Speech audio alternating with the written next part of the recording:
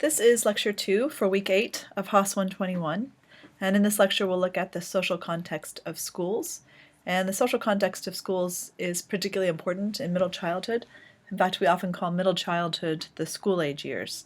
So this is when children enter formal schooling and they spend a lot of their time in schools. So that's what we'll look at in this lecture.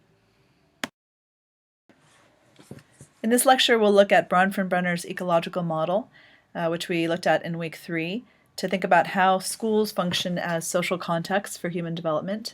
And then we'll talk about Erikson's stage for middle childhood, the stage of industry versus inferiority, and then how that relates to schools and teachers as socializing agents during the middle childhood years.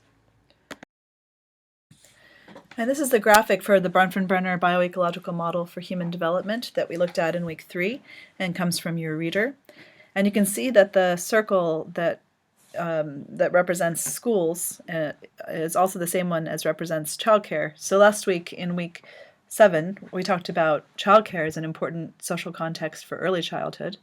And for middle childhood, schools become really important as children enter formal schooling and they spend a lot of time with teachers and peers who have a powerful impact given their influence in terms of socialization. So we're going to look at that influence in this lecture, and we're also going to look at these overlaps. So you see that this graphic shows the child in the center and then almost sort of a flower with the smaller petals representing the mesosystem of the ecological model. And the mesosystem is the overlap between two or more microsystems. So the school is a microsystem of the ecological model, and the mesosystem is the overlap between two levels of the ecological model. And I'll say more about that in a minute. So the mesosystem, again, is the idea is that it's the overlap between the microsystems, which are the small environments that we live in. So those would include school and peers and family. And so there's a lot of overlap between those three microsystems.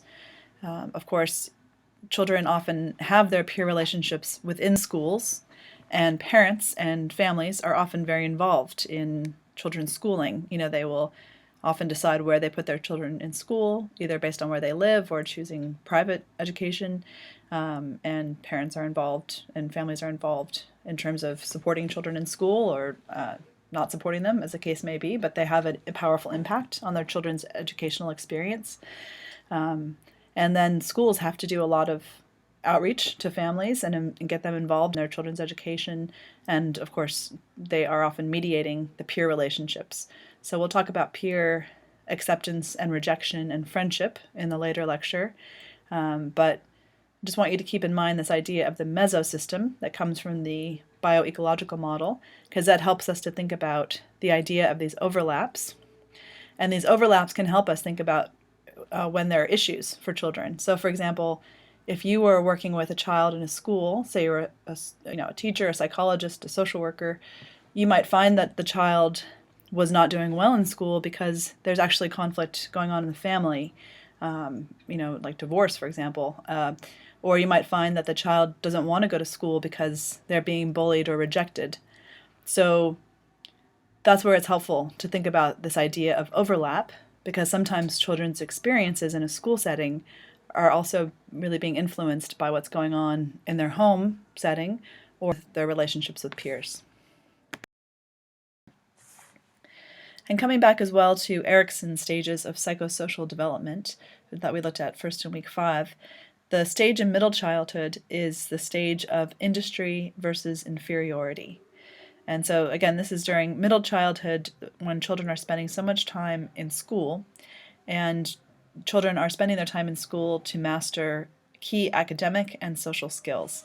So if children perform on par with their peers, they can develop a self-concept where they see themselves as being basically competent, and they have a sense of confidence that they can seek out learning opportunities and new experiences and initiate activities, and that if they work hard, that they will accomplish their goals. So that's a sense of industry, is that they can apply themselves to a task, that they have the capacity to achieve that task, and that's expressed in the strength of competence, having a basic sense of your own competence.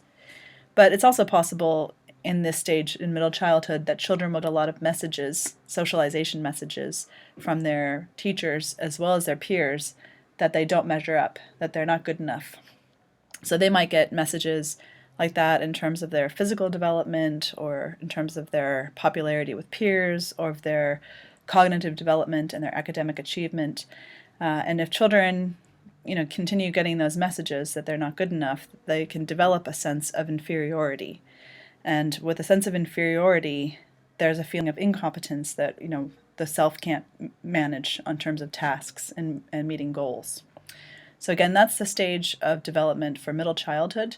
And now we'll talk about socialization in schools, and keep in mind that how socialization can relate to this idea of developing a basic sense of competence.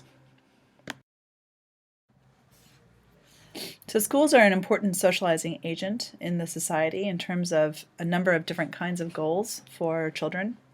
So first, of course, there's the academic goals. So children are learning basic skills like reading and writing and arithmetic, and they're learning fundamental processes like how to communicate ideas and how to use technology and information resources. And they are this is a period of intellectual development that's very big, where they're accumulating general knowledge from schools. They're learning about the history of the society that they live in. They're learning about, problem solving. They're learning about thinking critically and independently, and hopefully being encouraged in terms of their curiosity. So academic goals are really an important outcome of socialization as children develop their basic skills and also develop intellectually. And children also learn about and start thinking about what they want to do later in life while they're in school. So they start to get some guidance around vocational goals, meaning their career path, what they'll choose to do as a profession. And so children start being encouraged around their interests and their abilities. So they get direct feedback like, oh, you're really good at X, maybe you should consider being Y. So you're really good at maths, maybe you should consider being an engineer, for example. And children also develop the kind of work habits that they will use when they go into their careers. So they learn how to be punctual, they learn how to complete tasks. So a lot of school is really training for later workforce participation. So that's something that's happening also at school.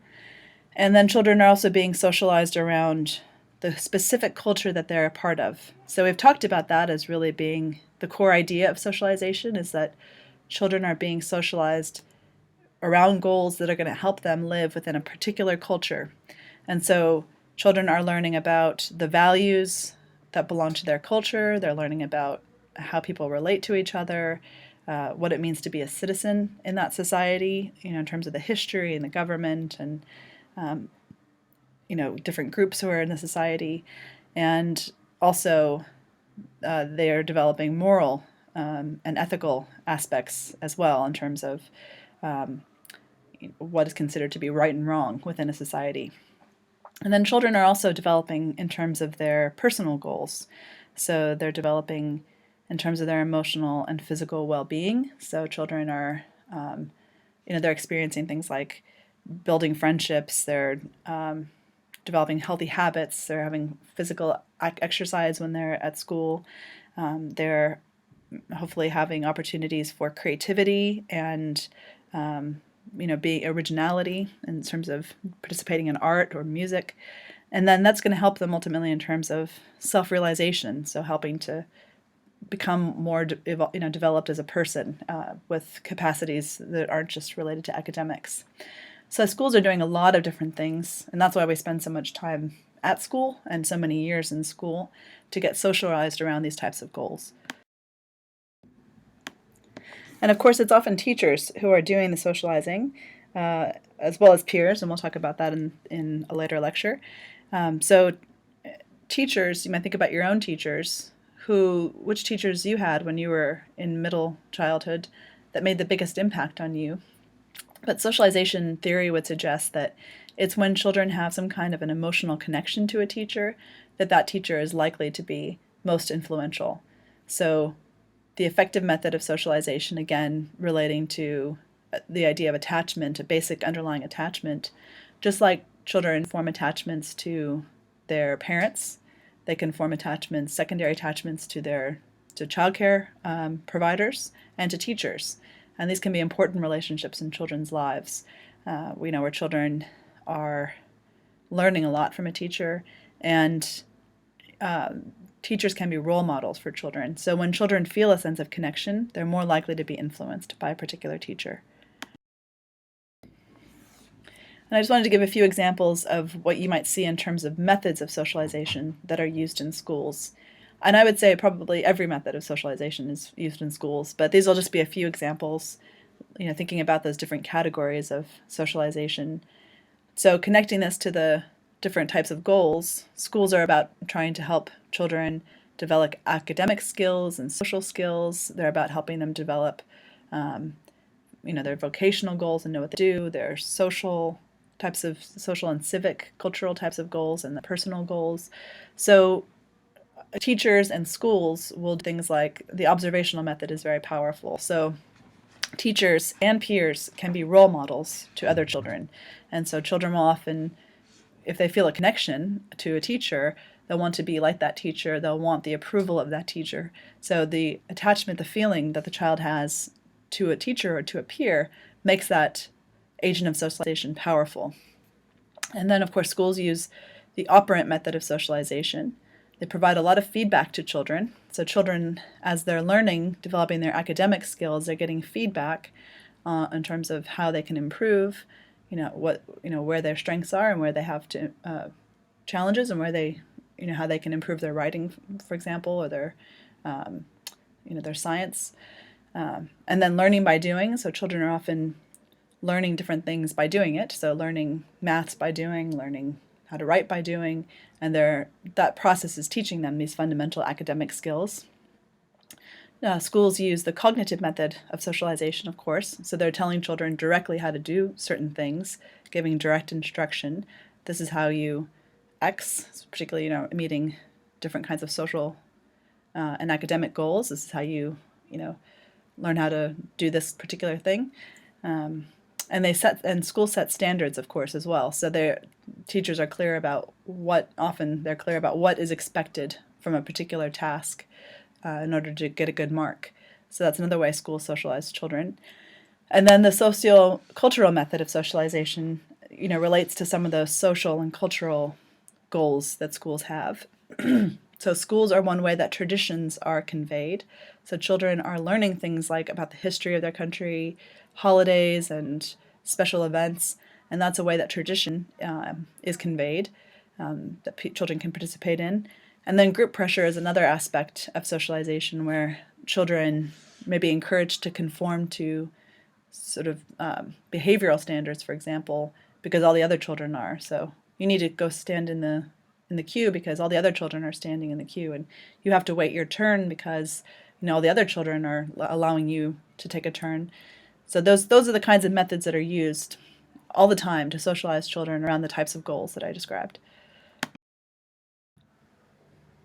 And finally, I just wanted to say that it's also the case that children are influencing the kinds of interactions that they have, as well as being the recipient of socialization. So children bring their behavior, they bring their temperament and other qualities, and they elicit responses from teachers, as well as being on the receiving end of responses from teachers. So there's this cycle where children are actually influencing their teacher, and the teacher is responding to the student in terms of how they're socializing the child. So again, if you remember to the discussions we've had about temperament, a teacher may respond very differently to a child who's sort of low on activity level compared to a high on activity level, where you have a child who's high energy or high intensity, for example, has really strong emotions, may react differently to that child than a child who's more withdrawn and quiet. So children are also influencing the kinds of ways that they are socialized by teachers and by schools.